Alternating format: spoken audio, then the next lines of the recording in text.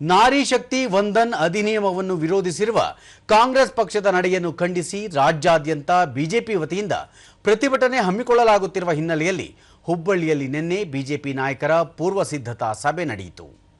ಈ ಸಭೆಯಲ್ಲಿ ಕೇಂದ್ರ ಸಚಿವ ಪ್ರಹ್ಲಾದ್ ಜೋಶಿ, ಮಾಜಿ ಮುಖ್ಯಮಂತ್ರಿ ಹಾಗೂ ಸಂಸದ ಬಸವರಾಜ ಬೊಮ್ಮಾಯಿ, ಶಾಸಕ ಮಹೇಶ್ ತೆಂಗಿನಕಾಯಿ, ಎಂಎಲ್ಸಿ ಎಸ್ವಿ ಸಂಕನೂರ್ ಸೇರಿದಂತೆ ಹಲವು ಮುಖಂಡರು, ಕಾರ್ಯಕರ್ತರು ಪಾಲ್ಗೊಂಡಿದ್ದರು.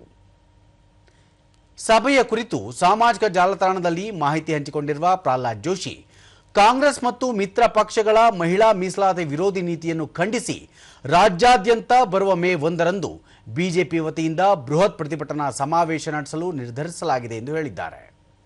ಮಹಿಳಾ ಸಬಲೀಕರಣ, ಅಭಿವೃದ್ಧಿ ಮತ್ತು ಸುಧಾರಣೆಗಳ ಬಗ್ಗೆ ಕೇವಲ ಮಾತಿನಲ್ಲಿ ಭವ್ಯ ಭರವಸೆಗಳನ್ನು ನೀಡುವ ಕಾಂಗ್ರೆಸ್ ನಾರಿ ಶಕ್ತಿ ವಂದನ್ ಮೂಲಕ ಮಹಿಳೆಯರಿಗೆ 33% ಮೀಸಲಾತಿ ನೀಡುವುದನ್ನು ವಿರೋಧಿಸುವುದರೊಂದಿಗೆ ತನ್ನ ಮಹಿಳಾ ವಿರೋಧಿ ಮನಸ್ಥಿತಿಯನ್ನು ಬಹಿರಂಗಪಡಿಸಿದೆ. ದೇಶಾದ್ಯಂತ ಎಲ್ಲ ಮಹಿಳೆಯರು ಕಾಂಗ್ರೆಸ್ ಮತ್ತು ಅದರ ಮಿತ್ರ ಪಕ್ಷಗಳ ಮಹಿಳಾ ವಿರೋಧಿ ನೀತಿಯ ವಿರುದ್ಧ ಜಾಗೃತರಾಗಬೇಕು ಎಂದು ಪ್ರಹ್ಲಾದ್ ಜೋಶಿ ಹೇಳಿದ್ದಾರೆ.